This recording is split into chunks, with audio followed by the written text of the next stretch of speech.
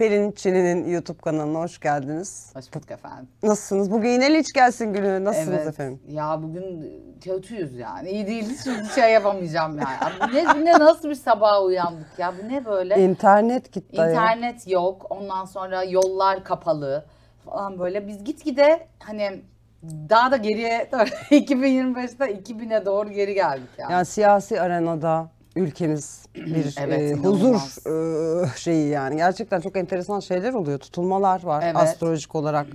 Bütün astrologlar bir 15 gündür falan sürekli dikkat edin bu tutulmalara diyor bu arada. Çok ciddiyim. Ama dinleyen yok. Dün 7'siydi. Tam söylendiği gibi oldu bu arada. İşte internet kesilebilir diyorlardı. Ben dün saat böyle 2 gibi falan bir kalktım. Ay hiçbir şey girilmiyor. Hani mesela Twitter'a giremiyor. Ben de 5'te uyandım Hiçbir dün. şey Yani girilmiyor gerçi abi. oğlum geldi yanıma yattı. Bir sağ kolumu bir attım. Oğlum var yatakta. Ondan sonra onu odaya getirdim. Sonra bir gireyim dedim. Abi baktım hiçbir şey olmuyor. Sonra X'e baktım. Gece o canhıraş VPN indirmişim bak gece 5'te. Ha. Sonra girdim baktım. Zaten bu arada ben olay mahalline çok yakın oturduğum için. Ne yani oluyor? Gece 5'ten itibaren devamlı bir ambulans sesi gibi, bir siren sesi gibi bir şeyler var.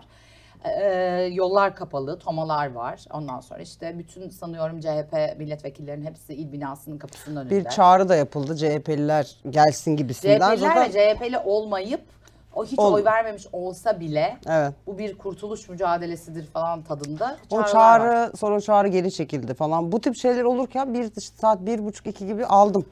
Şimdi X'e giremiyoruz hani Twitter'a. Tamam ona alıştık yani falan ama ya Instagram yok, TikTok yok. Yani alışveriş sitelerini zorluyorum yok. Her WhatsApp şey yok gitmiş. dedin bana sabah. Evet, WhatsApp yoktu. Ben Ebrar bizim hani orada. Ebrar'a normal Aha. SMS atıyorum. Ebrar memleketi çünkü bizim evde televizyon hani yok. Ha. Dedim ki internet yok. Çok hoş. Yattım sonra. 4'te kalktım yoktu. Böyle 3 saat başı falan kalktım. Böyle güzide bir gün yaşıyoruz. Onun dışında kostümle ilgili bir açıklama yapayım. Başlamadan Benim önce. terlememden ötürü kendisi bugün bu şekil Ama yayınlanıyor, katılıyor. bir şey söyleyeceğim. Ben bu bizim şeyimizi seviyorum şimdi. Şöyle yorumlar görüyorum. Sen gerçekten çok güzel giyiniyorsun. Çok Ve böyle özenli yani. Ben de ondan dolayı biraz makyaj falan yapmaya başladım. Normalde ben yüzümü yıkayıp geliyordum. Bakın. Ve çok yakıştığını düşünüyorum Pelin'le makyajın. O yüzden lütfen altına yazarsanız çok sevinirim. Ve çok da güzel Yapıyorum. yapıyor bu arada. Biliyormuşum yani bir allığı öğrenemedim ama ya bu da şey böyle hani dolmuşa çıkacağım. Klima çok soğuk ve o terliyor. Ben de çok üşüyorum. O yüzden dedim ki bir de ben çok severim. Babam çok gerdi böyle ceket. Al sana baba travması. Benim böyle babamla geçirdiğim vakit çok az. Öyle Yani mi? ölmedi. Sağ ama bizi terk etti sağ olsun. Ama Geri de dönmemiş Anadolu'da. geri de dönmedi. Ben Ne yapıyor? Umurumda bile değilim. O yüzden bilemiyorum. Bodrum'da Başka yaşıyormuş. çocuğum var. Başka Yok, çocuğu var. evlenmedi de ama Delirdi. ya bir evet. Fakat böyle onda geçirdiğim kısa dönemde hatırladığım yegane şey kot ceketidir. Kız çocuğu salak oluyor, hala babasını özlüyor. Evet. Peki yapacak bir şey yok. O zor bir şey. Babalarda böyle bir şey yok. Anne gibi değil yani. Gerçekten değil mi çocuk doğunca bence et parçası olarak görüyor. Ve böyle bir hassasiyet yok. Bir de babaların şöyle bir huyu var. Yani annelerin de var bence bu. Anne baba ayrılığı olduğu zaman çocuğu cezalandırıyor. O çok bence tehlikeli. Yani benim hani çocuğum yok. Bazen böyle biz de böyle duygusal konuları manifest konuşacağız bir yere gitmeyin. Evet. Hande Erçel falan da konuşacağız. Bir durun ama. Evet. Ya şöyle bir şey var. Ben çocuk yapmadım. Hani insanlar bu tip travmaları yaşayanların bir kısmı şöyle yapıyormuş. Terapistim dedi ki bir kısmı anne baba olmaya çok hevesli oluyor. Evet. Ben yaşadığımı yaşatmayacağım. Bir kısmı da senin gibi o kadar korkuyor ki ben de aynı şeyi yaparım. Aman falan. Ben o tarafta oldum. Ben hani o kadar kırıldım ki çocukken bir takım şeylere. Evet. Hiç istemedim de. Çünkü maazallah yani onda birini yaşatırım ihtimaliyle cesaret edemedim. Yani ben Benimki eminim bu yaşatmayacağını da hani Pelin zaten hayvan sevgisinden çok belli. Nasıl bir anaçlıkta olduğu. Keza seçimleri de aynı şekilde. Sevgili seçim. Yaş Hep farkı biri konusu. anaç bir Yaş farkı şey. konusunda Ya- konuşuruz. Yaş farkı da Aa, olur. tabii. Evet. Yaş Çok. farkı demişken hemen girelim ya. Konuya. Ya Mehmet Ali Erbil'le mi başlayalım? Hadi Ben başla Yemek'te ya. bizim- Efendim Mehmet Ali Erbil evlendi. Evet. Kaç Kaçıncı bu? Oo, Sen biliyor musun ben çocukken anneme şey dermişim. Ben Mehmet Ali Erbil'le evleneceğim çünkü boşandığı kadınlara çok güzel bakıyor. Ne kadar sağlıklı bir çocukluk. bir şey sor. Ne kadar akıllı bir düzen. Oh. Ha, güzel fotoğraf. 40 yaş. Ben bu arada hani yaş farkından böyle üzerine çok gitmek taraftarı şöyle değilim. Şunu sadece soracağım. Şimdi 40. Ben şu an olmaz daha, ben çünkü 45'im. 5 yaşında adamla evlenecek halim yok ama şey gibi düşün mesela, kadınla adam arasında bu fark olduğunda kadın büyük olsaydı bu kadına siz neler yapardınız? İşte Fransa Başkanı Macron. Macron. Macron ve öğretmeni. karısı. Aynen öyle. Nasıl adamı, yani bu arada adamı global şey yapıyorlar. Yaftalıyorlar. Ya onun karısına erkek diyorlar ayol. Ya tövbe, böyle komplo teorileri var ya, o kadın değil esasında falan, öyle şeyler de görüyorum. Şimdi yaş farkında neden biz kadınlara bu kadar acımasız davranıyoruz? Bak Pınar Altuğ var. Bizim rahmet eylesin. Bu kız ama çok küçük. Şimdi ben şöyle düşünüyorum. Kaçmış? 28 yaşında. Aa, Ben şöyle 28. düşünüyorum. Yani mesela bu kız, atıyorum, 68 mi? 48 olsaydı, Mehmet Ali Erbil de 88 olsaydı bu kadar konuşulmazdı. Mehmet Ali Erbil 88'de bile 48'e bakmaz. Evet. O Ali Ağaoğlu ekolünden. 25'ten sonrasına bakmıyorum Yani falan. bu kızın da bu adamla neden beraber olduğuna bakacaksın. Yani şimdi yaş, ya bilemiyorum. Bunlar bir de çok rezilleşmemiş miydi ya? Şöyle bir şey var şimdi, bir ayrıldılar. Orada hanımefendi şöyle şeyler söyledi, işte bir takım detaylar verdi. Yok efendim bazı detay gülme güldürme. Mesela bir tane açıklaması var. Orada diyor ki işte ben diyor kalıyordum Mali'de. Bu arada şunu da söyleyelim. Mehmet Ali Erbil Tardu Flordun bir tek onu geçmiştir. Türkiye'de bu konservatuvarda üstün bir puanla mezun olan, daha o rekoru kırılmamış bir isimdir yani. Hani öyle bir başarıyla, öyle bir yetenekten bahsediyoruz. Öyle Tardu mi? geçti bir tek onu. Evet, o ikisinin puanını. Tarık geçti ve nerede şu an? İşte çok zeka zaten başa bela biraz. Evet, aynen. Ama günün sonunda Mehmet Ali Erbil'in zekası ve yeteneğini asla tartışmıyoruz. Onu bir kenara Evet. bir koyalım. Evet. Ama onun dışında ayrıldıklarında hanımefendi şöyle bir açıklama yaptı. Ya dedi, ben dedi Mali'ye gidiyordum geliyordum. Mali dedi evde kağıt oynuyor. Ne diyeyim yani, işte kumar oynuyor dedi. Sonra dedi bir gün bir kalktım dedi. Açıklamayı bulabilirsiniz. Evde dedi arkadaşları var Mali'nin. Arkadaşları da Mehmet Ali yaşlarında herhalde. Herhalde. Genç kızları çağırmışlar. Soymuşlar genç. Aynen böyle anlatıyor. Genç kızları soymuşlar. Dans ettiriyorlar dedi. Mesela bu birinci açıklama. İkinci, hem dedi sizin bir de dedi Mehmet Ali Erbil'in bir de abisi var biliyorsun. Ha, Abisi evet. dedi mesela burayı tam yapamadım. Tuvalete gidecekken senin abin, direkt Mehmet Ali Bey'e konuşuyor tabii.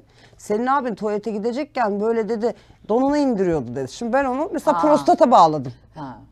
Bence tıbbi bir şey. Bunların ablası ya da kardeşi de doktor değil mi? Yeşim Hoca inanılmaz tatlı bir kadın, müthiş bir profesör. Evet. Yani kadın, Görüşüyor mu bunlarla? bilemiyorum. Yani kadın bambaşka, bu Hashimoto işte tiroidle ilgili falan, hani hakikaten nokta atışı çok başarılı bir hekim. Bilemiyorum işte yani görüşüyor mu? Ama burada yani abide de bir problem var dedi, pantolonunu indiriyordu. Ben dedi sizin bütün sülalenin her yerini gördüm dedi kız, yani özetle. Ha, ne bekliyordu acaba? Sonra da evlendiler. Evet.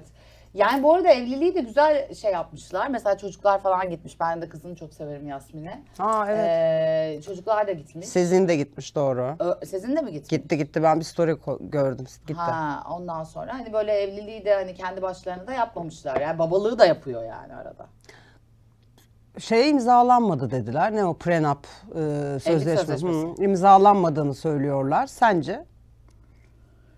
Ben çok dertliyim ya bu ara bu konularda. Bence imzalanmıştır. Yani ben imzalatırdım babama, yani öyle söyleyeyim. Yani hani günün sonunda ne bileyim ben. Ya kardeşim, biz kapıyı çekip giden kadınlarız. Biz anlamayız sözleşme. Bizim kız- sözleşmemiz kendimiziz. Ama burada bu kıza imza için benim babam, gerçi ben yani Bu babadan- kız da kendi yani şey gibi görüyor olabilir ama. Yani yaşı var ve sağlık problemleri de olan biri. Bakacağım tabii ki karşılığını Tabii olacak ki, falan da vardır yani bence. bana dedi çok dedi, kız bu arada ayrıyken konuştu, bana maddi olarak da yardım etti Mehmet Ali dedi. Yani sonra kız hiçbir şey saklamıyor. Evet. Ama kızın ailesi de tepkiliymiş mesela. Düğüne annesi iştirak etmedi falan. Öyle yani mi? böyle bir durum oldu Nerede orada. tanışmış bununla? Ya TikTok olmamasını istiyorum bunun cevabının. Şu an Evet bak ya. TikTok mu? Lütfen öyle olmasın. TikTok Ama bu arada. TikTok'tur. Yani hatta evlendiler balayın tırnak içinde, yani hemen sonra Mehmet Ali Bey TikTok açıp, canlı yayın açıp. Altın toplamış. Evet. Takı toplamış. Çok iyi. Mehmet Ali Erbil'e de takı takma şerefinde bulunan izleyicilerin olması. Bırakın da o size taksın. Bu TikTok'tan çok mu para kazanılıyor? Ona göre bakın buraya. Canlı yayında evet. Açalım ya. Biz linç gelsin. TikTok'tan yapalım. Evet, Bize de yapabiliriz. boncuk falan atın. Ne Evet. atılıyorsa bir şeyler atın Aynen yani. yapabiliriz bu arada. Boncuk. Boncuk. Vizyonum bu yani. Evet. Pelin ve TikTok. Ben sokacağım Pelin'e. Boncuk var mı atın. senin TikTok? Var, buranın account'u var. Hani koyuyorlar. Ben koymuyorum. Hiçbir şeye bakmıyorum ama bir Ha, TikTok'umuz tamam, var. okey. Bir canlı yayın yapalım TikTok'tan. Ama bir gün gerçekten delirip böyle çok sinirli olduğum bir an açasım var. Peki yaş farkına geri dönersek. Şimdi ben şöyle isimler not almıştım hatta. Sitare ile de konuştuk. Bir kulağını çınlatalım. Billur Kalkavan'ı görebilirsek.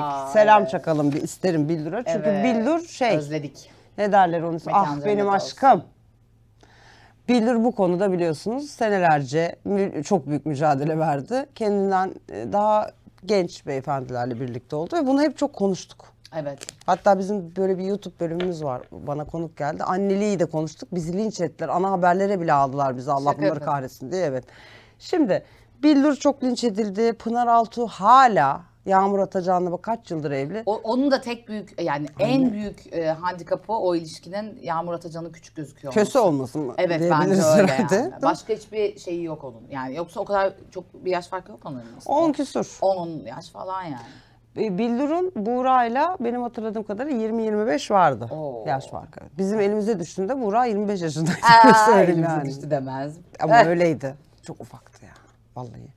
Ya benden çok Peki küçük yani. sizin yani seni de hani içine Tabii katıyorum, ben sen de 13. seviyorsun. Benim maksimum Ha. 13'tür. Hani senin tercihini anlıyorum da karşı taraf niye kendinden daha büyük bir kadın tercih ediyor sence? Buna beyler yazsın. Yani bunu tabii şimdi böyle çok kibar, yani bunun psikolojik bence bir sürü açıklaması vardır. Terapist olsa burada. Artı 18 çok açıklaması var.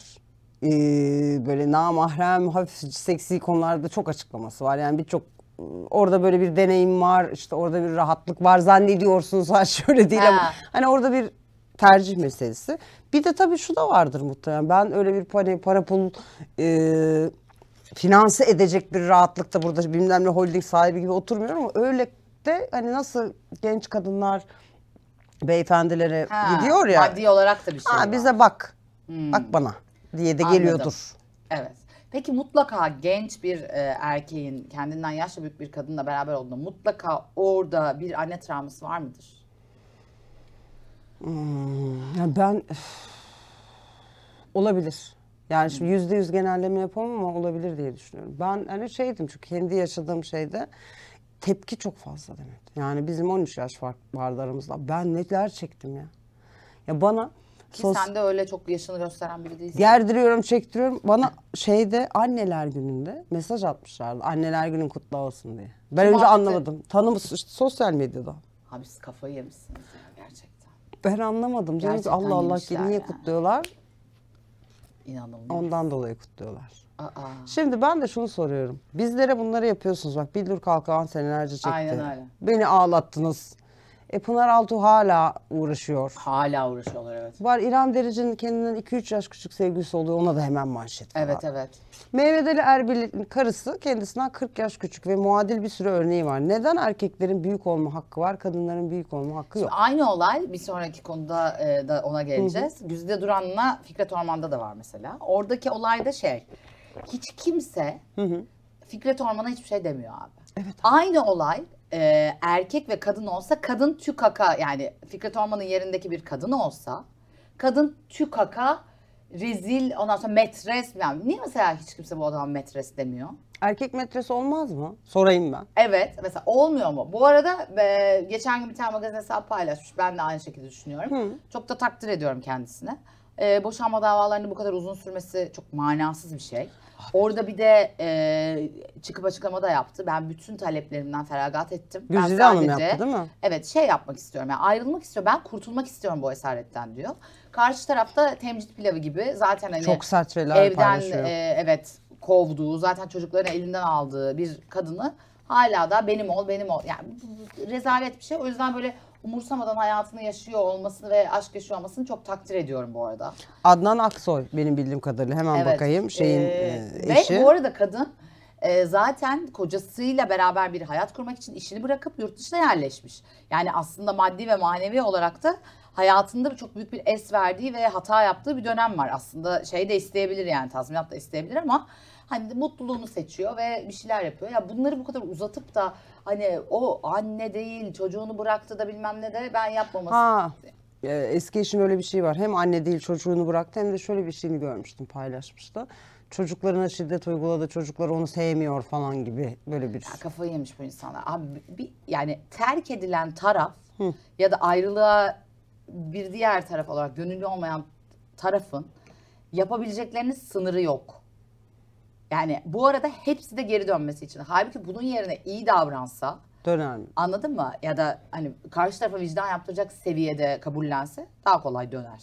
Bir de bu saatten sonra yani bu kadar çirkinleşince dönse ne olur, dönmese ne olur Ha, da evet bak durum var. mesela Yani. ya ben o kadar iyi anlıyorum ki uzun zamandır şiddetli geçimsizlikten dolayı boşanmaya çalıştım ve maddi olarak hiçbir talebim olmadığı halde istemediğim çocuklarım dışında bana kötü hatıralar bırakan bir evlilikte adeta zorla tutulmaya çalışıyorum. Doğru söylüyor.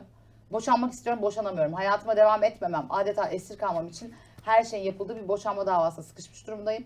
Yaşama ve özel hayata sahip olma hakkımı sonuna kadar kullanıp bir an evvel boşanmayı umut ediyorum.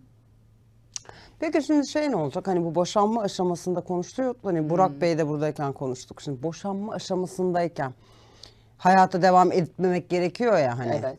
Eşimin sevgilisi olduğu için bu böyle bir karşı tarafın Kusurlu elini çok olacak. kuvvetlendirdi Evet, değil mi? kusurlu şu an. Yani tazminat Bu arada alabilir. zaten kadın da kabul ediyor bunu.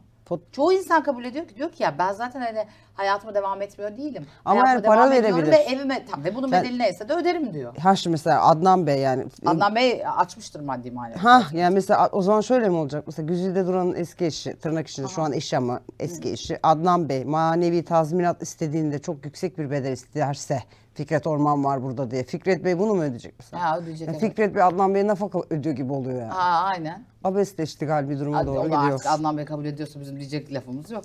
Ve de ben hani çok yani Adnan Bey ilk evlendikleri zamanı hatırlıyorum. Böyle çok düzgün, çok tatlı, böyle çok güzel bir ilişkiydi o başladığında. Çok net yani o zaman Ben kim tanımıyorum. Kim o?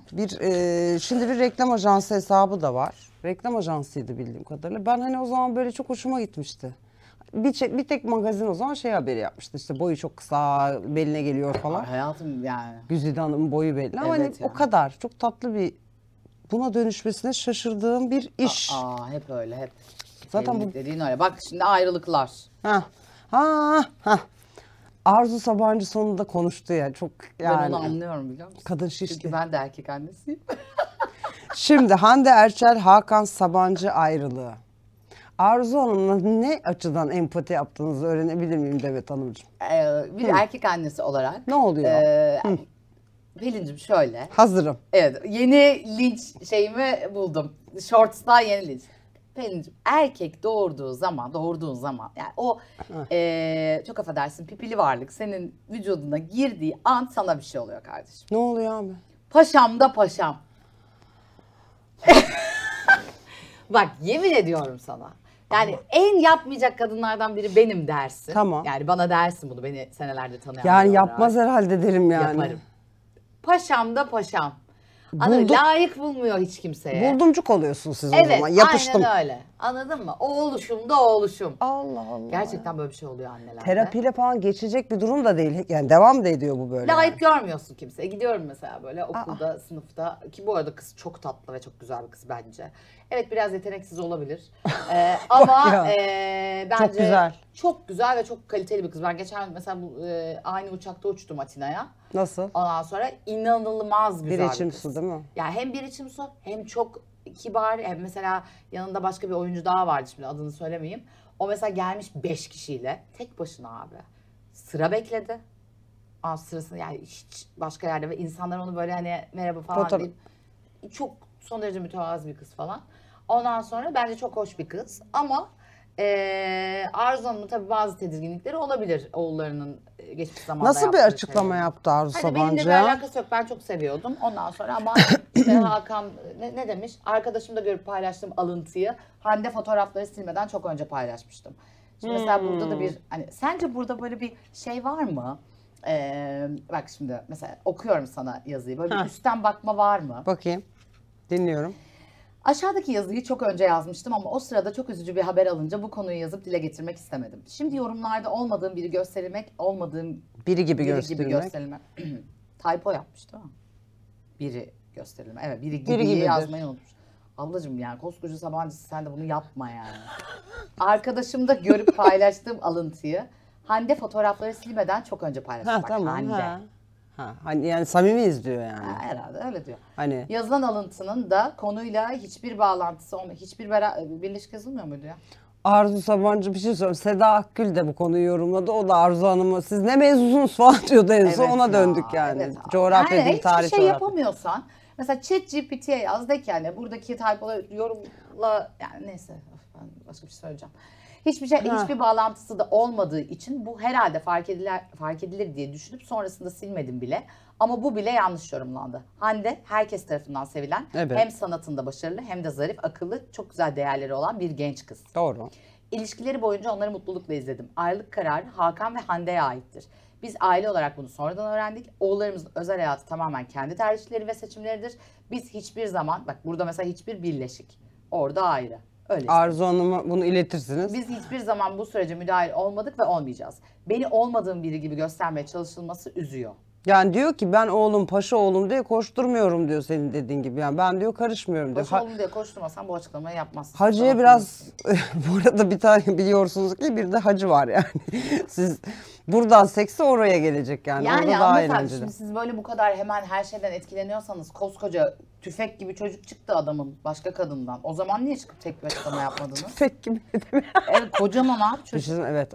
Evet hakikaten sacı Yani siz madem bu sacı kadar diyor. hassassınız çocuklarınızla ilgili konulara karıştırılma konusunda niye o zaman çıkıp bizim ailemizin bir ferdidir, benim oğlum bir hata yapmış biz de ona sahip çıkacağız diyemediniz de şimdi konu Hande olunca yani. Orada da zaten yani tıbbı da zorladılar. %99.9 duymuyoruz Tarıcığım.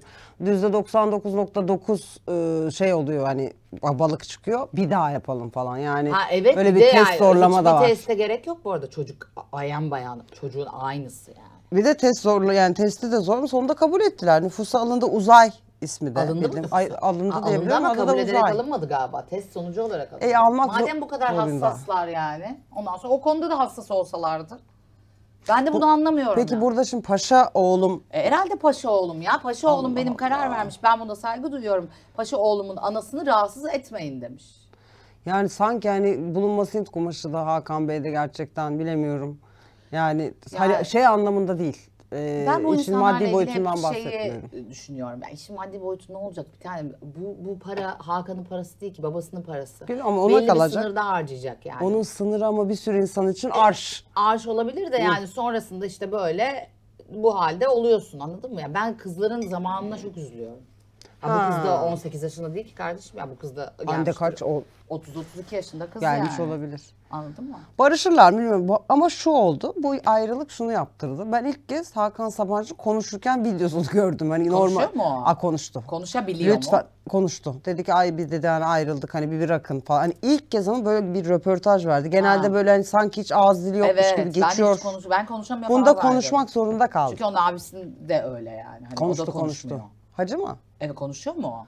Çok nadir şahit olduk. Evet. Nadir yani şöyle bir tarıyorum database. Hayır hiç konuşurken bir şey izlemedim. Ben de biliyorum. izlemedim. Ama Hakan Bey konuşmak durumunda kaldı yani burada. Hayır. Şey Yo, dedi. bence gayet güzel ayrılmışlar yani. Aldatmadım. Hani işin içinde başka biri yok dedi. Çünkü bir de bir şey çıktı biliyorsun. Eski sevgili çıktı. Öyle Bir mi? yazışma çıktı. Hande Hanım'a Twitter'dan şöyle şeyler yazıldı işte Hande Erçel'i mention edip. Sen böyle işte onunla işte şey yaparken Gazi'ye Mazi'ye gittiler ya beraber. O işte eski senden önceki sevgilisiyle tatildeydi falan. Öyle bir rivayet var yani. Bir önceki sevgilisiyle onu aldattığına dair. Bunun üzerine de Hakan Bey konuşmak zorunda kaldı. Yapmayın dedi. Anladım. Ama tabii yani barışırlar mı? Şu an sana bakarken ütüyü fişte mi unuttum diye telaşlandım biliyor musun? Niye? Bu tam bir yaşlılık belirtisi değil mi? Yani ben şu an bana şöyle dönüyorum. Bence gayet iyiyim. Bu şey işte. Evet, delikanlı Pelin Bey. Pelin Bey. Bir gün bıyık Pelin Bey. zaten sürekli bir şey var. Birazcık da kadın oğlu, birazcık da kadın oğlu. Beni kuaföre götürecek sevgili seyirciler. Götürecek. Evet. Kuaföre bir gideceğiz. sorsana, bu renk saç mı koyu renk saç mı sana? Yani ben dibi kendi rengim. Ha. Yazarsanız çok sevinirim. Biraz böyle buralarda ışıltılar olsun ama da orijinal rengine dönsün istiyorum. Bir de bakın azimle saçlarımı nasıl uzattım. Sıkıntıdan bütün gün Evet. kafama dermopen bilmem ne falan Evet, yapıyorum. biraz da link paylaşsın ya. Artık link paylaşmaya başlayacağım. Evet, aynen öyle. Link paylaşsın birazcık. Evet. Peki şimdi Hande Erçel, Hakan Sabancı barışırlar mı onu sor. Sence barışırlar mı? Bence barışırlarsa direkt evlenmeleri lazım. Öyle. O ne öyle konut kredisi gibi senelerce ilişki ya.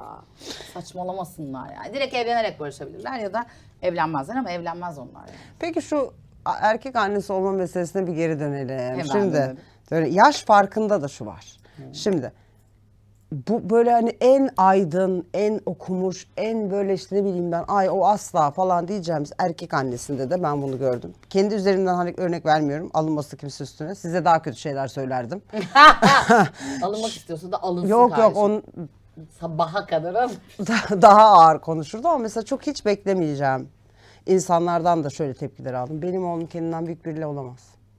Asla olamaz. Yok ben böyle bu tarz sınırlamalar koyacağımı zannetmiyorum. Şimdi büyük konuşmayayım ama hani onun seçimine tabii ki saygı duyarsın ama o paşam da paşam olayı var yani. O içinde var her zaman. Aman o, çünkü erkeği bence daha yetsiz buluyoruz anneler olarak ve devamlı onun bir korumaya ihtiyacı olduğunu düşünüyoruz. Ya bu ne biçim Allah bak hep aynı yere geliyoruz. Bu koca dediğimiz canlıya bir sahip çıkacağız. Bu kendi kararını veremiyor. Kıyafetini bile seçemiyor kendine. Evet. Erkek çocuğu da şey mi? Yani o da aynı Paşam şekilde. da paşam işte. O Ama da, yani kendi kendine bakamayan bir canlı. bence bakamıyor. Gerçekten. Evet. Kız Ya çocuk- ben oğlum var diye söylüyorum bunları yani. Görüyorum ya aynı yaşta kız çocuğu var. Maşallah yani oradan o cümleyi alıyor, orayı kıvırıyor, kafasını başka yere alabiliyor. İşte ne bileyim fiziksel olarak daha fazla iş bitirme becerisi var. Erkekte yok öyle bir şey. İşte gel Cem Yılmaz'ın kulakları çınlasın. Biri dijital, biri analog yani. Biri gerçekten. öyle. Evet öyle. Bilmiyorum ya bu paşam annem meselesi ya paşam oğlum bu böyle çünkü Bunu paşam satalım da paşam. güzelce bilinçlesinler. Yani. Ama çünkü bak paşam diyorsunuz Evet, tamam böyle bir etir. Sonra Ayaklarını o paşa öpüyorsun geliyor tamam mı? Diyor ki ben geldim. Ben de diyorum ki mesela bana geldiği zaman ben de geldim yani hani hayır hani Elif Bey de geldi. hani Ben de paşa. Öyle bir şey. Hani hadi ben çok maskülenim. Ben okey yani su bile vermem. Herkesin eli ayağı var. Kendi suyunu kendi alsın ama normal ki tabii ben su bile vermem. Niye vereyim ya? Kendi eli ayağı var adamın. Suyunu da alabilir. Yumurtasını Ama kırıp. bir şeydir be hizmet etmek. Aslı. Bana yedirmesini çok severim canım. Yani, ama ben neden edeyim? Benim Ben de ya. bir paşayım günün sonunda. Bence ben de paşayım yani. Yani erkeklerin yetilerini kadınların tamamlaması konusunda bir pozitif ayrımcılık var. Şimdi başka bir noktaya gelecek olursak önemli bir konumuz daha var. Abi, evet. Aslında esas konu o.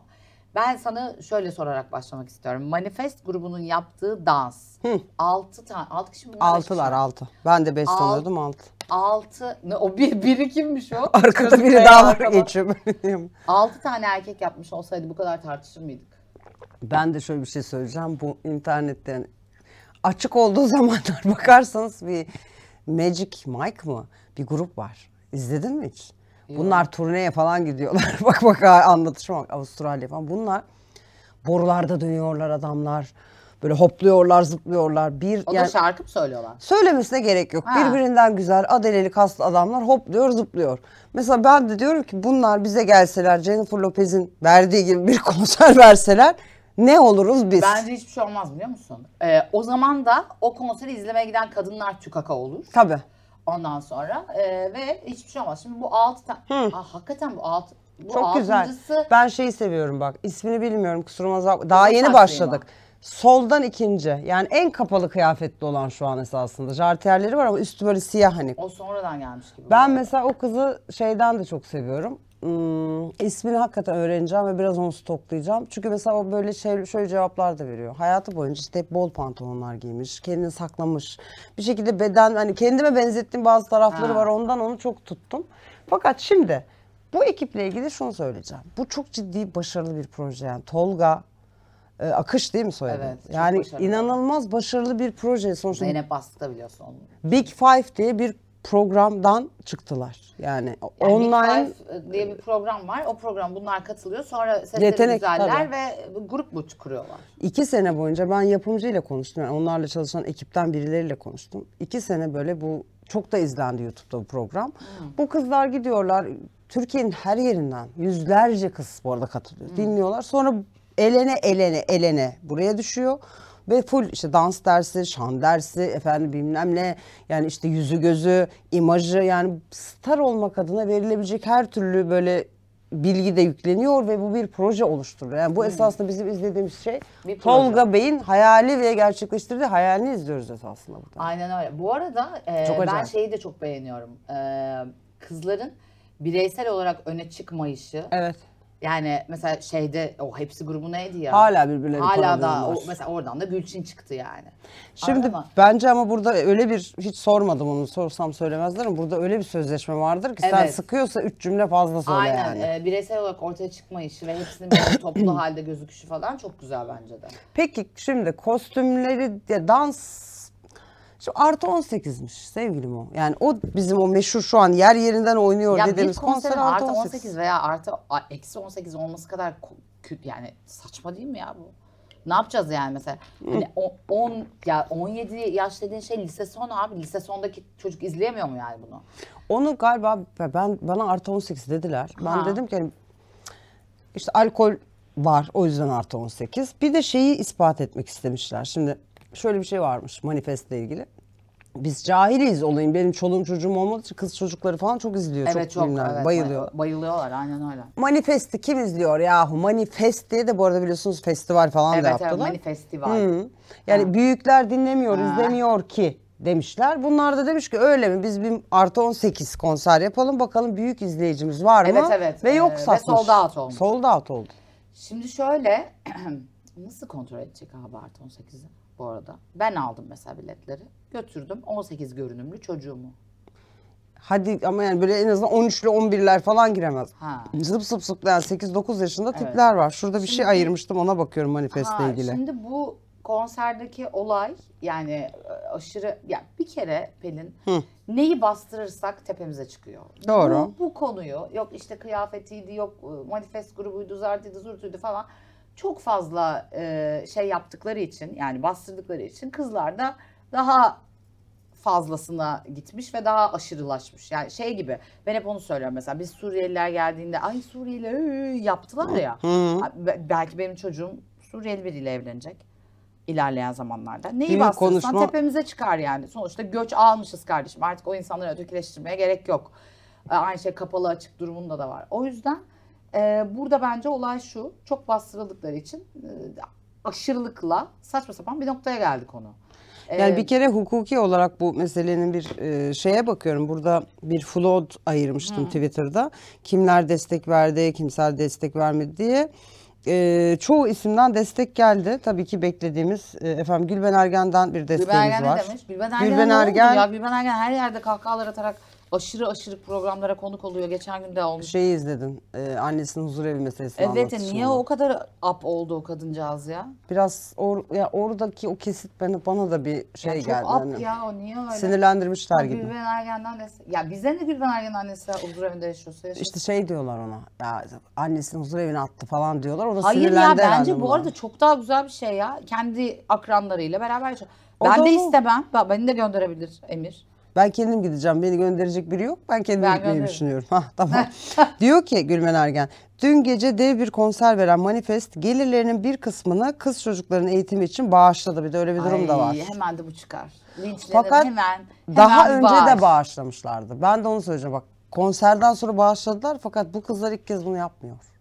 Böyle de bir durum var. Hani zaten hani muhtemelen yine Tolga Bey'in düşüncesiyle Tabii ki ya. böyle bir zaten durumları Zaten var bir şey söyleyeceğim, yani. Kriz yönetiminde sen de iletişim fakültesi Müthiş. mezun değil misin? Müthiş. Kriz yönetiminde şey vardır ya linç ediliyorsun hop hemen bir bağış yap.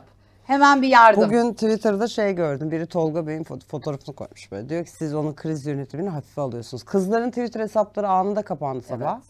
Sadece grubun hesabı var. Böylece geçmişe dönelik hak hukuk yani paylaşımlar falan yok. Çok hızlı gidiyorlar. İyi bir avukat desteği de var. Gülben Ergen verdi tabii destek. Evet. Efendime söyleyeyim Ceylan Ertem demiş ki utanç duyuyorum. Neyden? bu meselenin, yani İstanbul Cumhuriyet Başsavcılığı Manifest grubunun dün akşamki, işte geçen akşamki diyeyim, İstanbul konserinin ardından TCK'nın 225. maddesine göre Müstehcenlik. hayasızca hareketler ve teşhircilik suçundan inceleme ve soruşturma başlattı Bunlara ne ya. yapacaklar biliyor musun? İmza falan verecekler muhtemelen haftada bir falan, öyle şeyler yapacaklar. Gerçekten mi? Ha. Ceylan Ertem bu durumdan demiş, çok şey yaptım demiş. Utanıyorum çünkü bak, önemli bir şey söylüyor. Bunu yalnız olduğu gibi okuyacağım.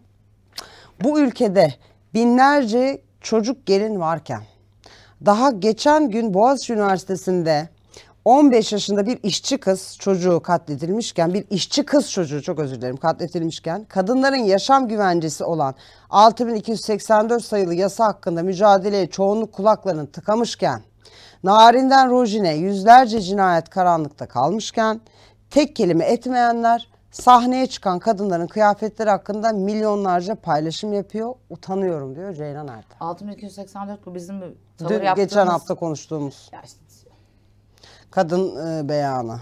Ama ben, şöyle bir şey ben söyle- de karşıyım kardeşim 6284'e. Öyle bir şey olamaz. Ben alamıyorum. Kadın kadını alamıyor.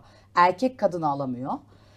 Hiçbir somut delil olmadan canım sıkıldı ve yanımdaki beni rahatsız ediyor diyorum ve insanın evinden barkından şey yapıyorsun. Ya saçma sapan. Ama Ya hani arkadaşlar 6000 kadının beyanı esastırı çok kötüye kullanan kadınlar olduğu sürece biz ne Rojin'i koruyabiliriz ne işte o ölen kızcağızı koruyabiliriz. Çünkü bak mesela Pelin, süresiz nafaka kaldırılıyor. O gün Burak'la da konuştuk burada. kaldırılması taraftarıyım. Bak şimdi. Yani iyi de Diyarbakır'daki kadın Ha, 6 tamam. tane çocuğu var. O ne Hayatını yapacak diyorsun? vermiş ya. O ne yapacak abi? Valla o doğru, ama şu burada da şu var. Şimdi Ceylan'ın bu açıklamasında, hadi 6284'ü sen paranteze, ama onun dışında çok doğru söylüyor. Her Evet. gün bir kadın ölüyor ya. Yani her gün biz açıyoruz, bir kadın katlediliyor. Artık izliyoruz. Böyle bakıyoruz. Ben bıçaklanan kadın izledim. Yüzüne asit dökülen kadın Ay, izledim. evet. Çocuk. Şimdi bunlarla Çocuğun ilgili gözünün 4-5 paylaşım yapıp böyle bir anda ortaya dökülmüyorsunuz da. Şu meselede yani yana yakıla hemen bir soruşturma bilmem. Ben şunu istiyorum ya. Ben kadın cinayetlerindeki faillere de aynı hızla soruşturma, aynı hızla adalet bu kadar hızlı çalışsın istiyorum Çünkü bu biz tarafta. da. cinsel Bu olarak değil yani. bastırılmış bir ülke olarak yetiştirildiğimiz için cinsellik işte affedersin kadın uzuvları görülen yerde aslan kesilip inanılmaz hızla yapıyor. Orada kadını kesiyor ya. Yani kadın kesildi önemli değil. Burada aman bir şeyler gördük, bak ne biçim hareket. Evet Böyle aynen bir öyle. böyle bir Bu arada, riyakarlık en olabilir çok mi? da kadınlar tepki göstermiş bu. Sen anket açtın. Nedir durum? Anket açıp hakaret yedim yine. Niye? Ondan sonra çünkü ne olduğum belli değilmiş, yani hangi tarafta olduğum belli değilmiş.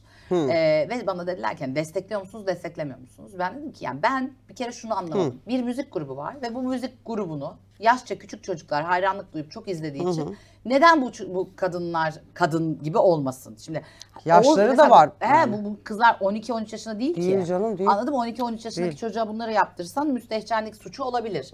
Şimdi Evet. daha çok yaşça küçük çocuk dinlediği için danslarını bilmem nelerini, yani kızlar demiyor ki bizi sadece çocuklar dinlesin. Zaten artı 18 konserini bu yüzden Aynen yaptılar öyle. ya. O yüzden orada ya annelerin ben çocuğuma bunu nasıl izleteceğim falan demesini tabii pek anlayamadım.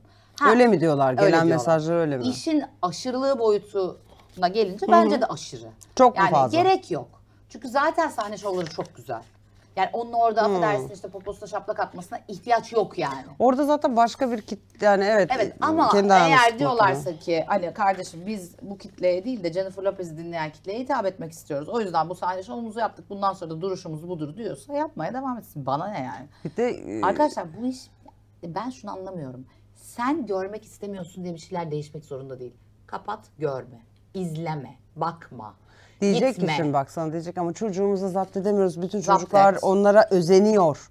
Hani bir de o var ya, şimdi Dilan Polat hikayesi gibi. Dilan Polat'a da özendiler. Bunları bizim çocuk evde o olmak istiyor falan. Biraz da o yüzden işte İzlemeyin. eğitimle de alakalı. Sizin Evet, eğitimle çocuğunuzla alakalı. Siz diyaloğunuzla aynı alakalı. şeyleri yaparsanız, evde devamlı onları konuşursanız, bunları şey yaparsanız özenir yani. Çocuk sizin çocuğunuzla diyaloğunuzla da alakalı. Evet. Şöyle de bir şey var. Şimdi bir tane anti, yani manifesti bize kötü örnek olan bir taraf. Şimdi Sevda Türküse ile bu ikisini aynı koyacağım için şuraya geldim. Destekleri okuyayım önce. Esel diyor ki, Eshel, hep yanlış söylüyorum, çok severim.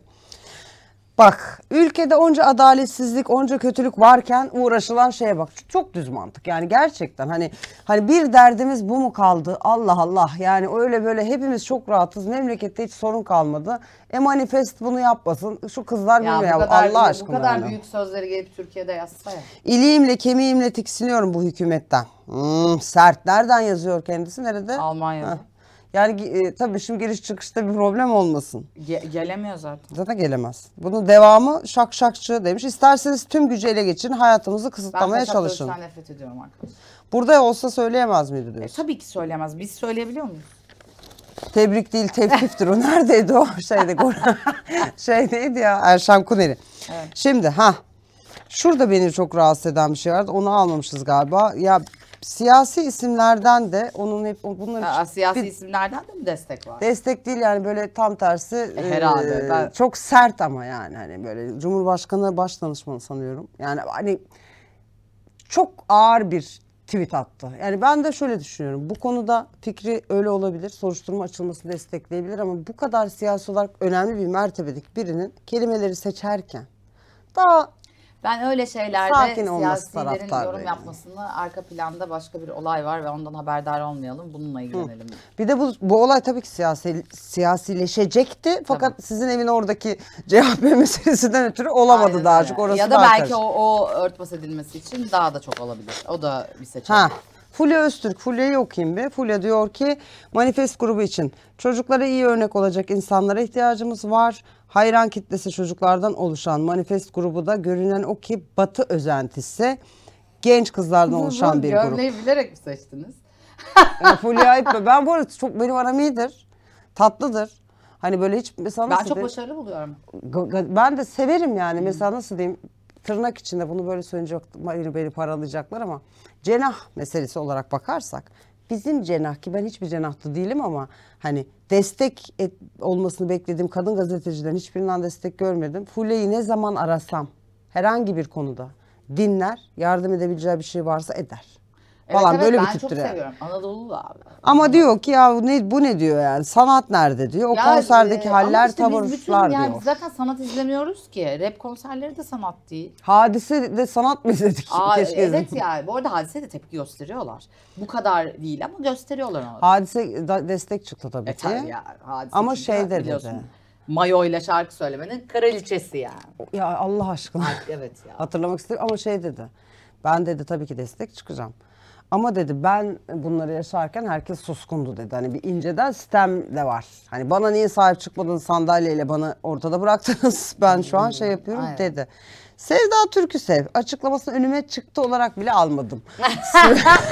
Açıkçası. Şuralar. Sevda Türküsev'in ben artık belli bir noktadan sonra neye serzenişte bulunacağını şaşırdığını ve yani Musa falan diye böyle anladın mı? Yani hiçbir ona dokunmayan her şeye bile serzenişte olduğunu yani böyle çok sağlıksız buluyorum yani. Peki bu mesele onun serzenişiyle esasında ilk böyle ortaya yana yakıla manifest kapatılsın, erkekler evet, o kapatılsın herkesi yok etmek istiyor. gibi bir şekilde çıkmıştı. Şimdi sen hiç tanıştın mı Sevda Yok Türküsev'le? tanışmadım. Yani Nerede tanışacağım kızım? Hangi düzlemde bir yere? belli olmaz. Burada bazen konuk falan oluyor. Denk Öyle gelebiliriz. Neden olmasın?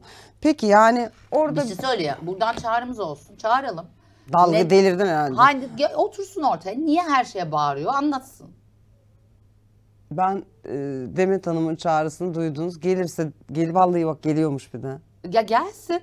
Bizim cenah da cenah bak bir gör. Klimayı o gün açarsın. Bizim cenah da görsün yani. Niye mesela her şeye bağırarak tepki gösteriyor? Yani neden her konuda neden bir fikri var mesela? Anlatsın. Ben de aynı mesleği yapan ve aynı yayıncı olan biri olarak ağırlayayım onu. Anlatsın. Karşılıklı bilelim. o kadar Mesela çok. geçen gün de gelin takılarıyla ilgili bağırıyordu. Niye bağırıyor ya yine? Evet Nesi diyor varmış? yani işte gelinin olmaz diyor. Diyor ki öleceğim. ben diyor takıyı takıyorum diyor. Ondan sonra peki diyor boşanırken niye onu geri almıyorum diyor. Doğru mu? Nasıl? Bir dakika bir şey söyleyeceğim. Yani mesela evlenen birine takı taktım. Onlar Ha. boşanınca geri mi alacak? Geri niye almıyorum diyor. Bu mu Ha. buna bağırıyordu. Bağırıyordu evet. Gerçekten mesela şimdi anlamak yani mesela şimdi Bak Mesela şöyle bir birkaç şey. kişi var böyle bağıran. Seda Akgül de mesela bağırıyor. Seda Akgül evet. Ama bu manifest konusunda mesela aldı eline sazı, dedi ki buna mı kaldık ya? Benim dediğimi diyor. Memlekette böyle her şey bayram seyran, buna mı Mesela Seda taktınız? Akgül de isterim. Yani o sanırım Bodrum'da mı bir Şey, yerde? Alaçatı'da, şu an Bodrum'da. Evet. O da mesela ortamıza geçsin ve bağırsın. Hatta mesela. istersen dördümüz oturalım, beni sonra Dördümüz bağıralım. ben yarısında, yayının yarısında aralarından ayrılırım baygınlık Ben geçireceğim mesela için Sevda yani. Türksel'le program yapmak isterim. Ben de bilemiyorum. Yani çok da bu arada Sevda Hanım, bunu izleyeceksiniz, belki bize de bağıracaksınız. Hani böyle kadın mı olur? Böyle bilmem ne falan. Buyurun gelin burada bağırın yakından. Evet Ben bağır. daha Mesela iyiyiz. desin ki ya ben şunu şu yüzden söylüyorum kardeşim. Ben mesela işte evlilikle ilgili kızlarımızı falan şey yapıyor ya, mesela diyor ki hani bu kızları diyor çok kötü yetiştiriyorsunuz diyor. Ne yapıyormuş? Hiçbiri işte evlenmiyor diyor, bilmem ne diyor. Yani hani yozlaşmamak adına çok aşırı serbestsiniz diyor falan.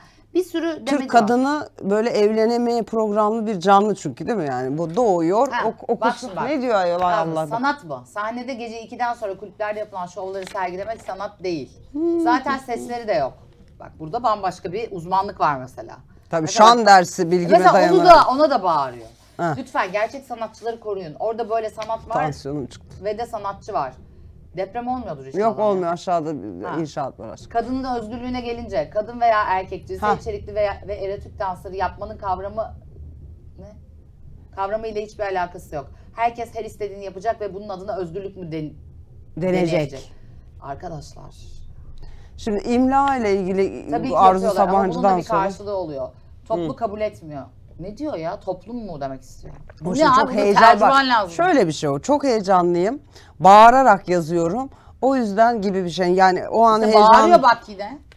heyecanla. Bakayım Bak şuradan. o zaman bütün kadınlar sokakta anadan üreyen. Anadan üreyen değil mi abi o? Evet. Sen de ama Sevda, ne de... sizin kitabınız falan yok mu ya? Ben öyle biliyorum. Şimdi Sevda Hanım, bizi neremizden acaba bize bağıracaksınız, ama şey der bak, şöyle yapacak. Bizi bağırmaya layık görmeyebilir. Pınar Kerimoğlu'nun programına çıkmışsınız. Pınar yakın arkadaşım. Biraz dedikodunuzu yaptık. O yüzden hani çıkmış oraya. Bağırmış mı?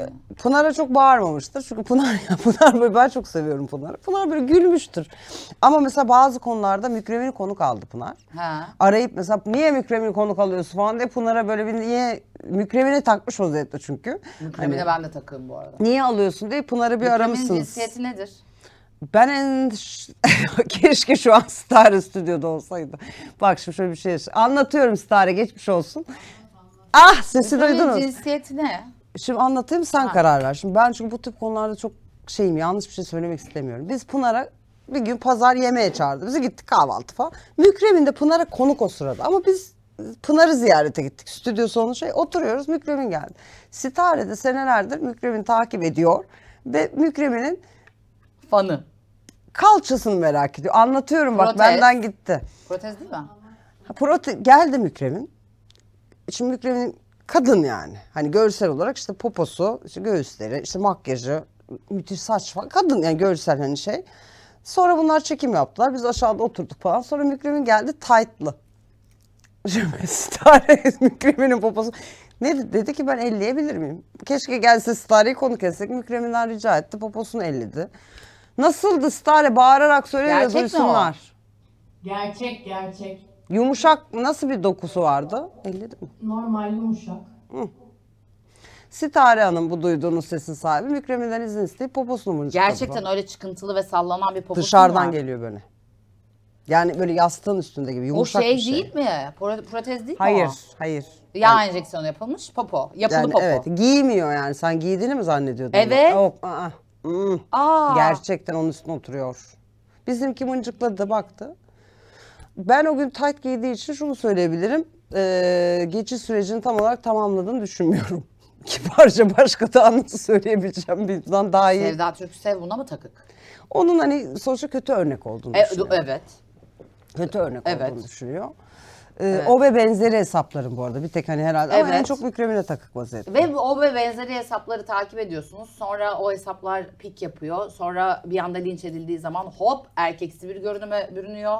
Murat Övünç'ten Evet, bahsediyorsun. ondan sonra hop oğlunu evlendiriyor. Takı törenine çıkıyor falan, böyle saçma sapan. Peki ya sen ne, yani hakikaten yani mesela ben Mükremin'e çok fazla yüklenildiğini düşünüyorum. Ona gelene kadar kötü örnek silsilesi dolu etrafta yani. Hani çok fazla var ya. Yani Mükremin böyle çok ön planda diye belki hani Hani işte şey yapıyoruz işte poposu falan ama ona gelene kadar say bitmez ya. Yani bu bir Yani. ya bu huysuz virjinin döneminden gelen bir Türkiye'yiz biz. Ben Allah gani rahmet eylesin. Devlet Beraber sanatçısı, de, ya bir şey söyleyeyim, devlet çalışmışlığım sanatçısı var. Bülent Yani Ersoy var. Evet, Seyfi Dursunoğlu kadar cool ve güzel bunu bir Müthiş. şov halinde yapandan Allah rahmet geldiğimiz eylesin. noktaya bak. Yani ama Yani bu şimdi varoşluğa ben de katlanamıyorum. Yalan yok. ya ikisini bunları Sevdam aynı gelin biz bayağı konuda aynı fikirdeyiz. Aynı kefeye- Birlikte bağırırız. tabii evet aynı kefeye koymak mümkün değil ama bir tek de böyle hani Mükremin de bir tane açıklama yaptı. Dur ne dedi?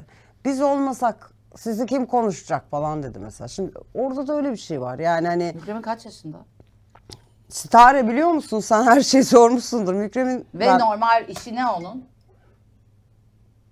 sanıyorum Sitare şu an stüdyoyu terk etti. Mükremin'e gitti. Bak, Mükremin'e gitti. Ben bu arada konuk almak için konuştum. Evet. Yani gelme ihtimali var. Hani böyle bir tarih belirlemedik ama şunu da biliyorum bak Pınar Kerimoğlu ama kulağını çınlattık. Bana dedi ki Mükremin'i konuk aldığın zaman çok izleniyor. 27-28 yaşındaymış. Müthiş izleniyor. Fakat dedi inanılmaz bir böyle işte anti yani böyle bir nefret dalgası da üstüne Evet geliyor. zaten nefret çok daha fazla büyüten ve çok daha fazla izleten bir şey. Ve böyle para kazanıyor bu insanlar günün sonunda. Ekmek teknem diyor. Bak ben Mükremin'de bir tek şunu gördüm okeydim. Böyle çekim yapıyor işte tanıtıyor bir şeyler orada izledik. Ben hani bakıyor dedi ki benim ekmek teknem. Bunu söylerken hani böyle bir nasıl diyeyim sana belki diyeceksin ki çok duygusalsın. Bana geçti yani ben hani hiç negatif bir şey hissetmedim. Ya Mükremin'le benim için de ekmek tanıştığımda teknem. Ben de buradan para kazanıyorum Çok da yani ben de bilmiyorum ya. bilmiyorum. Sevdim ben Mükremin'i yani. Ama Sevda Hanım Ben takip kendisine etmiyorum hiçbirini. kendisine takık Sevda Hanım. Sevda Hanım her şeye takık da bir sürü konuda da ortak takığız. Birlikte bağırabiliriz yani. Peki ama şeyi ne diyor? Türk kadını şöyle olur. Kadın dediğim böyle olur. Kadın bu böyle ezberli bir şey değil ki Sevda ya. Hanım bekar benim bildiğim kadarıyla. Müzmin. Boşanmış diye hatırlıyorum. Bir kızı vardı sanki. Ha okey en Bakacağım. azından. Ben Yani onun hayat hikayesine baktım çünkü. Öyle şeyleri merak ediyorum ben. neden baktın Demet tam olarak? Çünkü Türk kadınıyla ilgili o kadar fazla yaptırımı var ki. Neden? Yani bir şeyler yapmak istiyor ki. 1969'luymuş bu arada. Fatih Kız Anadolu İmam Hatip Lisesi mezunuymuş. Hı. Ondan Üniversite? sonra üniversiteyi göremiyorum. Anadolu Üniversitesi diyorlar. Açık öğretim. Ha, açık öğretim. Tam olarak Bak kızını evlendirmiş. hangi adam yandı? Peki bir yani kayınvalidenin Sevda Türkse olmasını ister miydin? Ben şimdi böyle konuşuyorum.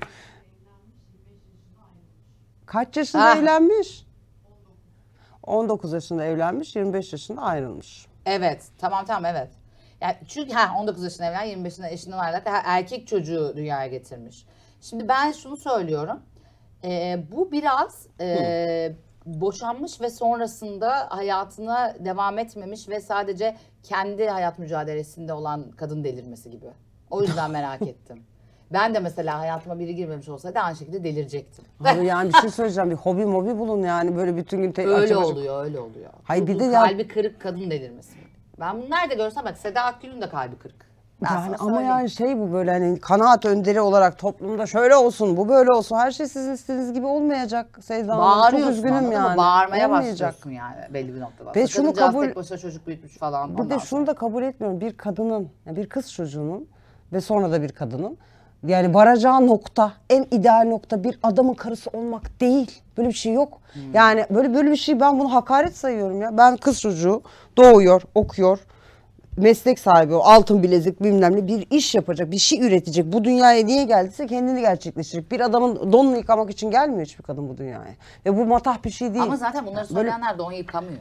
Ya umarım yıkamıyordur. Aynen. Yani bu beni çok hayatım bekar zaten kadın. yani bu hani olsa yıkar mı acaba ya da mesela bir kadın için mesela şöyle açıklamaları var. Erkeğe bir kadın hizmet etsin. Bilmem ne kadın işte bir adım arkada dursun. Hayırdır ya? Biz niye böyle bir adım arkadayız? Biz niye bize hizmet edilsin? Ben buna deliriyorum yani. Bize hizmet edilsin. Biz önden gidelim. Ben de şunu diyeyim mesela. Arkamdan hani anla benim de eşim mesela Perinçin'in kocasıyım. Aha da şurada duruyorum. Çantası da elimde desin ya. Sen peki bir şey söyleyeceğim. Bu nedir abi? Kendi özel hayatındaki ilişkilerde sahiplenilip Hiç. böyle bir o yüzden işte. Ne münasebet bir kere ben sahiplenilecek bir canlı mıyım? Benim elim ayağım yok mu? Kendi kendime Hayır ama sahip istemez çıkam. misin Hayır ya? ya. İstemez misin senin işte maddiyatını düşünsün, senin Bir maneviyatını düşünsün. Ondan sonra ne bileyim hani sana sahip çıksın. Bak burada ne var? O sahip çıksın da şöylesi. Ben ponçik miyim ben? Aciz bir şey miyim ben? Ben niye bana sahip çıksınlar? Hani beni korusun, kollasın. Ama erkek şeyi odur ya.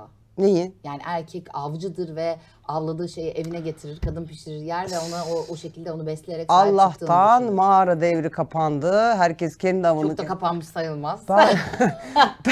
Ben kendim avlıyorum. Sağ olsun. Yani ben hani Neyse böyle mutluysa böyle yaşasın. bu ama bu ya bu doğrudur bu arada demiyorum. Ben böyle mutluyum okey ama ötekinin yaptırım gibi ortaya Ha, yaptırım atılmasından olmaz. büyük O zaman rahatsızım. senin de bize yaptırım yapman lazım. tabii ki canım, Sen ben- de bana demelisin ki işte Demet sen de saçını süpürge ediyorsun bilmem ne yapıyorsun Ben falan hani demek. bu tarafta hep böyle bir şey oluyor ama kadın gibi ol. Erkek hesabı. Mesela benim oğlum olsa burada sana okeyim hani. Benim oğlum olsa bak bunu birkaç kez söyledim de kadınlar beni paraladı ama söyleyeceğim. Benim oğlum olacak. Doğuracağım, bakacağım. Paşam. Değil mi? Sonra bu paşa onu ödesin, bunu ödesin. Paşanın tek derdi ödesin. Paşa başka bir kadının şeyi. Emirleri Ramazan. Ödedin, ödemedin. Paşa sürekli hizmet ediyor. Evet. Mesela ben o zaman çok rahatsızım. Boşanmalarda bu adamların bu başına gelen onu da ödedin, bunu da öde. Oyda Allah bismillah. Bu nedir arkadaş? Abi Adamcağız alt tarafı arkadaşlar evlendi. Ben inanamıyorum ya. Ben inanamıyorum. Öyle şimdi avukatla konuk ediyoruz ya programa. Öyle boşanma davaları görüyorum ki içinde ne sevgi var ne öyle kıyafetler gördüm içinde insan gibi oldu ama. Abi bu ama hesap... Ama gerçekten sadece ATM yani o zaman. İşte bak burada da şey değilim mesela hani kadın tarafındayım. Burada da mı adamın tarafındayım diyor ki bu adamlara Sen yazık Türkiye'ye günah. fazlasın. Yok. yok bana iki tarafta linç ediyor. Bazen böyle kadın düşmanı diyorlar. Sonra böyle konuşuyorum. Aa kadın düşmanı değilmiş Evet diyorlar. onun Burak'la olan programın altına herkes kadın düşmanları bilmem ne bana da bana evet. şey yazmış gördün Ne mü bir oldu? tanesi? Pick me girl. Ha evet. Ha, işimiz gücümüz yok çünkü. Hele ya pick me girl. Ya ne ayak. Mesela Şakşakçı pick me demek mi ha, pick pick me me girl hani beni seçsin. Erkeğin tarafında duran kadın hani falan. Ha. Pick me boy var mı? Ben niye bir adam bak ben de burada bile ne münasebet. Pick me girl olabilir mi arkadaşlar? Size ne? Evet yani belki canım öyle olmak istiyor. Ben hiçbir şeye yani pick me olacak halim yok benim yani gerçekten. Klimayı mı kapattırdın Pelin? Hayır asla. Konserve olsun. öyle bir şey yapmadım. Peki bütün konuları hayır. Dilan Polat Mika Raun üzerinden şöyle bir şey konuşacağız. Şimdi ben şöyle bir halt dedim. Hadi bunu da söyleyeyim ya. Ne yaptın? Abi şu ben Dilan Polat'ın bu videolarını görünce böyle işte kötü videolarını hani böyle üzgün mesela kahve tanıtırken bir anda ağlamaya başladı falan. Öyle mi? Böyle işte anlatıyor. Şununla zayıflayacaksınız falan hısım derken bayağı ağladı yani. Ha, hısım mı oluyordu düşmanda? Hısım. Ha o oldu. Ben de böyle dedim ki ya hakikaten Bir şey söyleyeceğim çok affedersin. Sadece kendine FaceApp öpücük 3 yapması ve bütün herkesin arasında kendisinin kurabiyesi gibi olması. Evet. bu FaceApp yasaklansın abi çok fena. FaceApp hele erkek ve kel erkeğe kesin yasaklansın. Yapıyor mu? Kim yapıyor? Pas parlak oluyor kel erkekler FaceApp. Ya bu ne bu ya? Yani Yani nasıl telefona Aplikasyon. FaceApp indirip de kendini şey yapabilir inanılmaz. Evet. ben kabul ya yapmıyorum. kıza Nitelikli da yapsaydın dolandırıcılık bari. abi. Keşke hepsine yapsaydın da korkunç Alien Family gibi. Evet. Uzaylı ailesi. Neyse ben böyle gördüm şimdi. Dilan Polat böyle çok hakikaten yani cidden Demet böyle story'de işte kahveyi tanıtırken bir anda ağlamaya başladı. Ben ona hiçbir şekilde acımam da sen yine de anlat. Ha ben tanıdım şimdi evet. Tanıdık buldum. Ben de böyle duygusal bir tip. Biz aynı gün doğmuşuz falan bir şekilde. Yengeç. Ha işte ikimiz de aynı gün 29 derece yengeç çok sağlıksız. Dedim ki ya kadın kötü durumda psikolojik olarak. Şu kadının telefonu bende yok. Tanımıyorum, etmiyorum. Ne yapabilirim? Ne yaptım bir bakalım. Feyza'ya mesaj attım bizim. Avukat Feyza yok mu? Feyza'ya dedim ki Feyza sen bu kadınla cebelleştin. Sonra ponçik ponçik barıştın. Hani kadının bu hale gelmesinde en büyük şey sensin. Sonra da kadınla kucaklaştın ya dedim. Aynen böyle mesela. Şu kadını bir ara Allah aşkına bana dert oldu dedim. Ben kadının durumunu iyi görmüyorum. Hani arkadaşım da değil. Hasta ilacını alıyor mu falan. Bayağı Feyza'ya mesaj attım. Ne yapayım? Feyza ne dedi? Bir gün sonra cevap verdi. Aramış. Ne yapayım Feyza'yı ara kadın dedim. İyi mi değil mi sor bakayım yani. Aradım Pelin merak etme düşündüğün gibi değil iyi o dedi. Peki dedim ben de. Sonradan zaten ortaya çıktı ki benim üzüldüğüm kadar üzülecek bir durum yokmuş anladığım kadarıyla. Buyurun gönder gelsin ben inanıyorum evet. Ben onunla ilgili çok konuştum ya. Yani şöyle. Boşanacaklar mı sence? Yok be. Ciddi misin? Bu yani bence üzgün bir kız ya. Üzgün. Engin Bey'le kavgalarını paylaşıyor. Ev kamerasından değil mi? Evet. Bu arada ev kamerasında kavga izlemek çok güzel olur. ben de izlemişliğim var. Gerçekten. Çok Sen tadından neredeydin? yenmez Kendi ya. kavganı mı izledin? Yani kendi kavgan olur, başkasıyla kavgan olur, bir şey olur. Ben Şimdi bir Ece Erken'in ayna konu... narsist mi yazmış kocasına? Evet. Bu narsisti de herkes ağzına pelesenk etti ya. Ya şöyle bir video var. Yani böyle anlatıyor. Engin Bey evden gitmiş. Kavgadan önce ya da sonra. Öyle bir konuşuyor ki ama yani böyle üst üste storyler hani sen bensiz yaşayamazsın. Kendine gel falan diye Engin'e Adama öyle. mı? Tabii evet. Sonra ne oldu? Barıştılar mı? Barışlar Fenerbahçe maçı izliyorlardı dün. Bugün ama şu an itibariyle ne durumda bilmiyorum. Ama bir tek yeni bilgim şu var sabah olan. Sevim Alan araya girdi. Ben tanımıyorum Sevim Alan'ı ama o dedi ki yeter artık. Ben dedi hani ben dedi artık bu rezaleti tahammül edemeyeceğim. Böyle dedi oyuncak gibi barışıyorsunuz bilmem ne falan. Sevim Alan görüşmeyi kesmiş tekrar ki çok iyilerdi.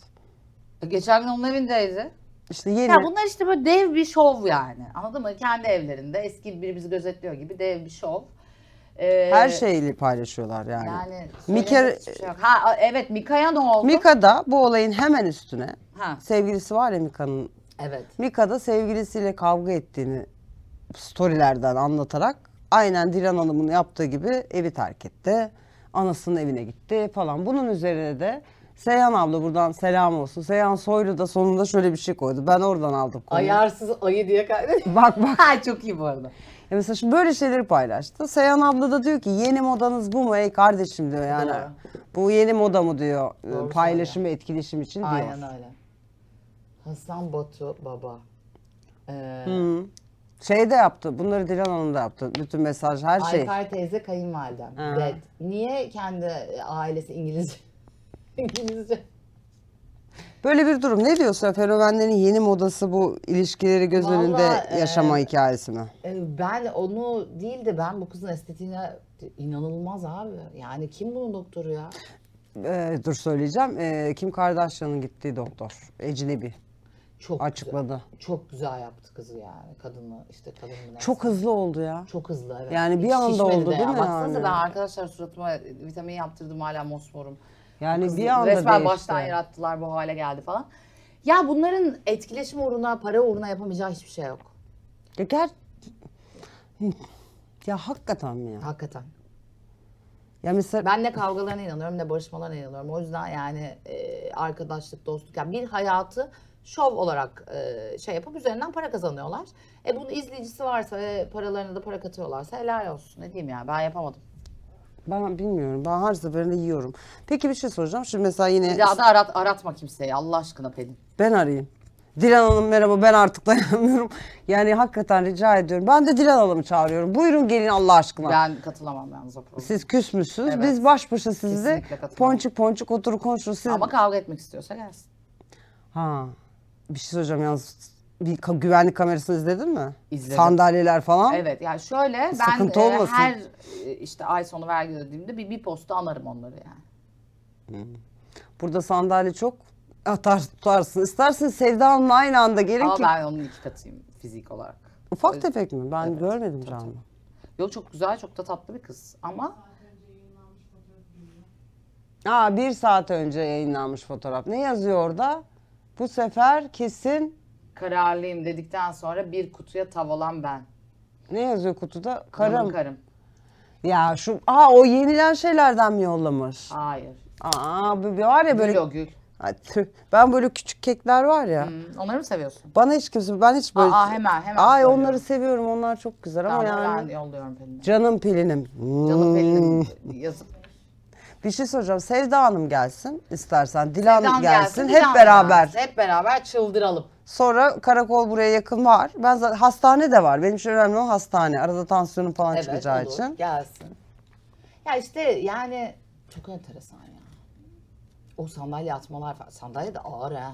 Ve Engin Bey daha sakin. Mesela benim eski kocam olsa koruma kararı çıkarttım. O masanın altındaydım ben. Ya masayla ben. 6284 aynı şey mi? Yani evet, uzaklaştırma kararı aldım ben. Boşandıktan sonra aldım ama. Peki Çünkü geldi mi? Gelemezdi. Ha. Gelemezdi. Boşandıktan sonra aldım çünkü bir kitap yazdım. Orada anlattım başıma gelenleri. Ve de işteydi. O işinden attılar onu bu yüzden falan. Sonra avukatım dedi ki karar alalım şimdi başına bir iş gelmesin senin diye. Aldı ama yani günün sonunda evet kolay alınıyor. Haklısın o konuda gerçekten. Hani Yok suistimal edildiği için. Suistimal Yoksa kendi ediliyor. kadınları koruyacak her şeye çok okeyim ama Edilebiliyor çok suistimal suistimal. ediliyor. Çocuk da çok suistimal ediliyor bu konularda. O yüzden ona şeyim. Bence esas Pelin'in korunmaya ihtiyacı var. Çünkü kendini paramparça ediyor insanlar için. Ben cidden 3-5 tane story görüp onlar için ya ben gerçekten ciddiye alıyorum çünkü. Yani Çünkü sen ciddi kullanıyorsun. ya niye Yani yalan sen bir evi söylesin? terk etmediğin sürece bavulla fotoğraf koymuyorsun. Belki Koymuyorum terk tabii, edince bile manyak mıyım ben? koymuyorsun. Yani Evet, deli miyim ben canım? Niye onlar yapmadığım öyle. bir şey koyayım? Onlar öyle kardeşim. Yapacak bir şey yok. Yani bu güvenlik kamerası görüntüsünü görünce de hatta böyle hani ya ben mesela ne bileyim Engin Bey'le Dilan Hanım'ın, bak Engin Bey Dilan Hanım diyorum zaten, ayrılmalarının, yakında boşanacaklarını düşünüyordum. Kötü, orada mutsuz bir kadın olduğunu düşünüyordum. Ben Feyza'ya hani bunu git öğrendi git dedim, hani kadının başına bir şey gelmesin endişesiyle. Ama hani Feyza da sonra işte 2 gün sonra bana döndü. Yok öyle bir şey Pelin. Hani üzülecek bir durum yok ortada. Sen kendine üzüldü yani. Günün Yani sonunda. kendine de üzülme de onlara hiç üzülme kardeşim. Yani çünkü Türkiye'de üzüleceğimiz çok fazla şey var ve ben özellikle şu ekonomide parası olanla üzülünmesi taraftarı değilim. Çünkü para her şeyi çözüyor ve çok ciddi bir sıkıntı sürecindeyiz. Çok. İnsanlar çocuklarına kıyafet alamıyor, okula gönderemiyor, yokluk var. Ondan sonra bence yani met bilmem ne falan, yani Et yemiyor yemedikçe çocuklar. zeka oranı iyice düşüyor. Ben bunlara üzülelim derim ben.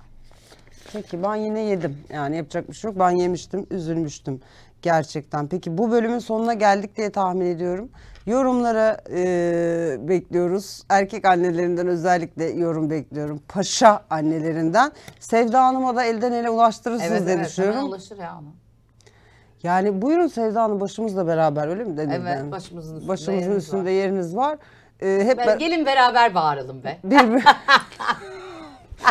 Yani buyurun, hakikaten enteresan olur. Ama tahmin ediyorum ki gelmezsiniz diye düşünüyorum ben. O benim içime, beni utandırın yani. Evet. Bir sonraki hafta efendim yine linç gelsin de burada olacağız. Şeyi istiyorum ya, ne olur hangi konuları, yani biz gündem değerlendiriyoruz ama senin Çağlayancılar özellikle ne olur hangi konuları istiyorlarsa yazsınlar. Tamam. Instagram'da Demet İş olarak beni, Pelin Çini olarak Pelin'i takip etmeyi unutmayın. Her tür konuya açığız. Evet, yazın. Kanalı da takip edip abone olursanız, paylaşırsanız çok mutlu oluruz. Çünkü biz burada pazartesileri Demet'le çok keyifli vakit geçiriyorum. Çarşambaları magazin yapıyorum ama cumaları dava dosyalarını yapıyorum. Sonra sinir ilacı içiyorum, yatıyorum. Pazartesiye kadar sinirleniyoruz. Yani o yüzden desteklerseniz özellikle buradaki başarıyla onları sırtlayabileceğim ve o dava dosyaları hakikaten işe yarıyor. Evet. Kendinize iyi bakın. Bir sonraki linç gelsin de görüşmek üzere.